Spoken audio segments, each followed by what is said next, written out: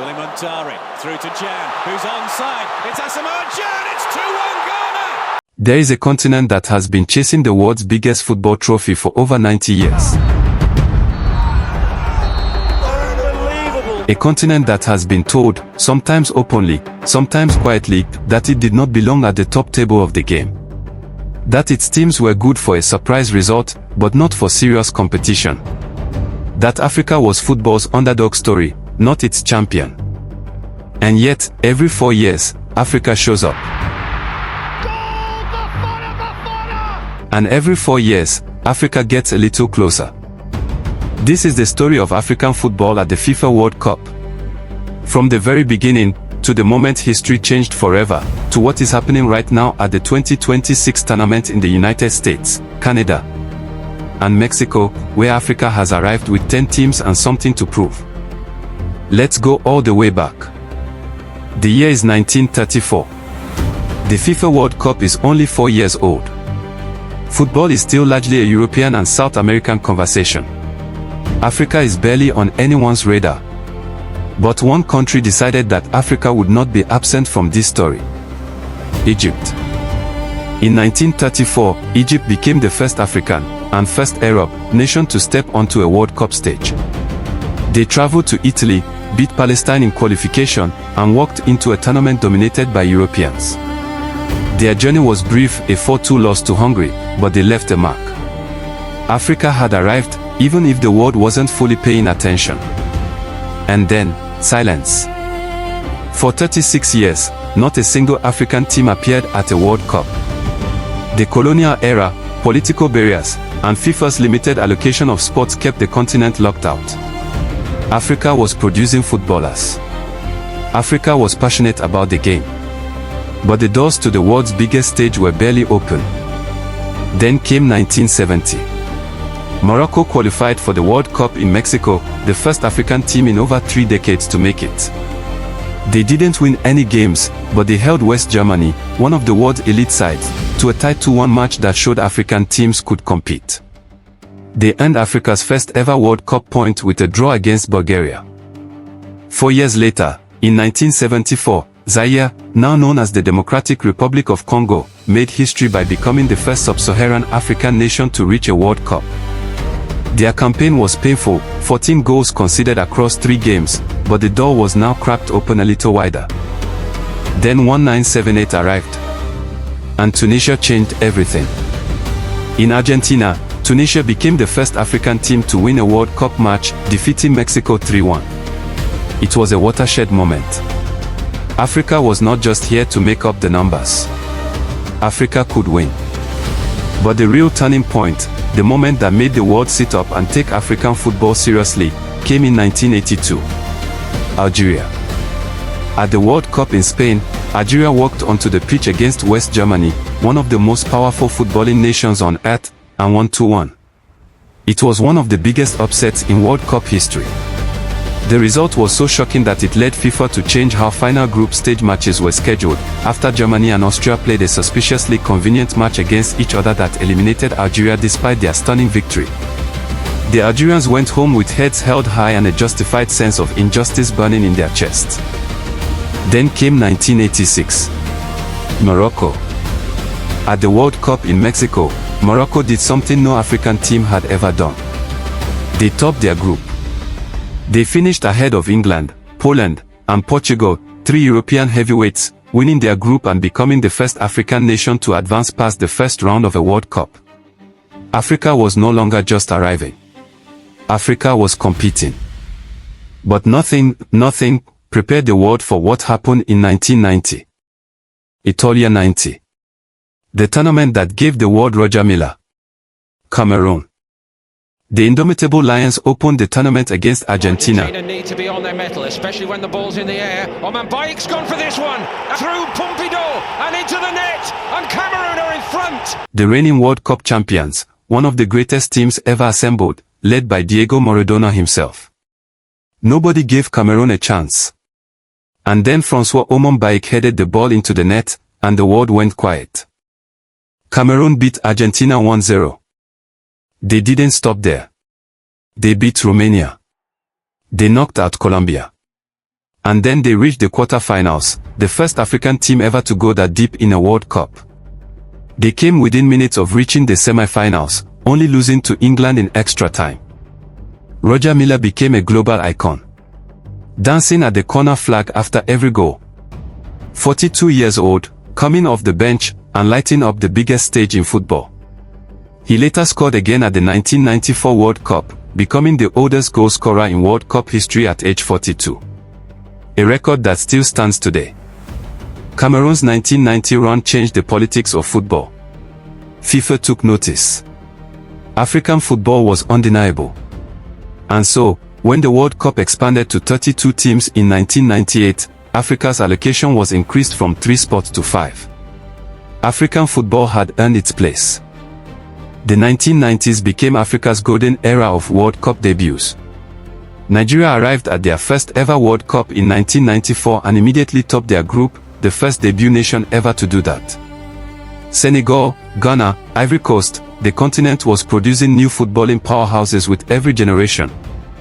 Then 2002 came. South Korea and Japan. And Senegal wrote one of the most beautiful stories in World Cup history. The Lions of Terranor played their very first World Cup. And in their very first game, they faced France, the reigning world champions. Nobody expected anything. Senegal won 1-0. They kept going, all the way to the quarterfinals, matching Cameroon's best ever result in their debut tournament. A country playing in its first World Cup, defeating defending champions and reaching the last 8. It remains one of the greatest stories the tournament has ever produced. Africa was now a football force. Not an underdog. Not a curiosity. A genuine threat. But for every high, there were painful lows. 2006 was disappointing for African teams. 2018 in Russia was arguably the worst World Cup Africa had experienced in years, all 5 African nations eliminated at the group stage, with Senegal heartbreakingly going out not on goals, not on points, but on the count of yellow cards received across the tournament. 1 extra booking. That was the difference between staying and going home. And then there was 2010. The World Cup on African soil. South Africa, the first African host nation in history. The whole continent united behind the tournament in a way that had never been seen before. The sound of the vuvuzela filling every stadium. The pride of an entire continent on display. Ghana carried Africa's hopes deep into the tournament. They reached the quarterfinals. They were 90 seconds away, maybe less, from becoming the first African team to ever reach a semifinal. Then came the handball. Uruguay's Luis Suarez threw himself in front of a goal-bound header on the goal line and stopped it with his hands. He was sent off. Ghana stepped up to take the penalty that would have put them into the semifinals. Asamoah Gyan, Africa's greatest ever World Cup goal scorer, struck the crossbar. And in the resulting penalty shootout, Ghana went out. Then came Qatar 2022. And Morocco. Nothing in African football history compares to what the Atlas Lions did in Qatar. Game by game, they dismantled everything in their path. They topped their group. They knocked out Spain on penalties. They knocked out Portugal, Cristiano Ronaldo's Portugal, with a 1-0 win. They reached the semi-finals of the FIFA World Cup. The first African nation. The first Arab nation. Ever. Moroccan fans filled the stadiums in their thousands. Across Africa, across the Arab world, people were in the streets. Crying. Dancing. Celebrating something that had taken 90 years to achieve. Morocco finished 4th in the world in 2022. And that result didn't just change how the world sees African football, it changed how Africa sees itself. Now we are here. 2026, the FIFA World Cup in the United States, Canada, and Mexico. And Africa has arrived with 10 teams, the largest African representation in World Cup history. Morocco, Senegal, Egypt, Ghana, Algeria, Tunisia, Ivory Coast, South Africa, Cape Verde, DR Congo. 10 nations, 10 stories, 10 flags on the biggest stage. and it has already been extraordinary. Tunisia became the first African team eliminated from the tournament. But elsewhere, the continent is making waves. Egypt secured their place in the knockout rounds with impressive group stage performances. Morocco, who else, finished their group stage unbeaten, once again establishing themselves as Africa's standard bearers. Bafana lost their opening game to host nation Mexico. They drew with Czech Republic. Many wrote them off. But in their third group game, they beat South Korea 1-0 and made history. South Africa reached the knockout stage of a World Cup for the very first time in their history. A country that hosted this tournament in 2010, that made history then, has now made history again 16 years later. Cape Verde, a tiny island nation of barely 500,000 people, held Spain to a goalless draw. Ivory Coast are fighting for their knockout spot. Senegal kept their dream alive with a 5-0 demolition of Iraq. The continent is alive at this World Cup in a way that feels different. So what does all of this mean? It means that when people ask whether Africa can win a World Cup, the answer is no longer just hope. It is evidence. Morocco proved an African team can reach the semifinals and finish fourth in the world. The current generation of African players, Achraf Hakimi, Hakim Ziyech, Mohamed Salah, Sadio Mane, Serhou Guirassy, Ademola Lookman, are among the best footballers on the planet. They play for the biggest clubs in Europe. They win trophies at the highest level. The infrastructure is growing. The youth development is improving. The belief is no longer in question. What African football has done over 90 years is take a continent that was locked out of the world's game, fight for every sport, and every result, produce some of the most electric and memorable moments in World Cup history, and keep climbing. Egypt in 1934. Tunisia's first win in 1978. Algeria's earthquake in 1982. Morocco topping a group in 1986. Cameroon's quarter-final in 1990. Senegal's debut run in 2002. Ghana's broken heart in 2010.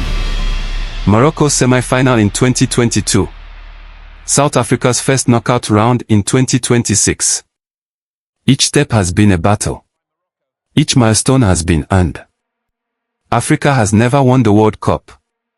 But if you have watched this story carefully, if you have followed this journey from Egypt in Italy in 1934 all the way to right now, in the summer of 2026, you already know that the question is not if. The question is when. This has been Magma Decoded. Stay informed. Stay connected. Stay African.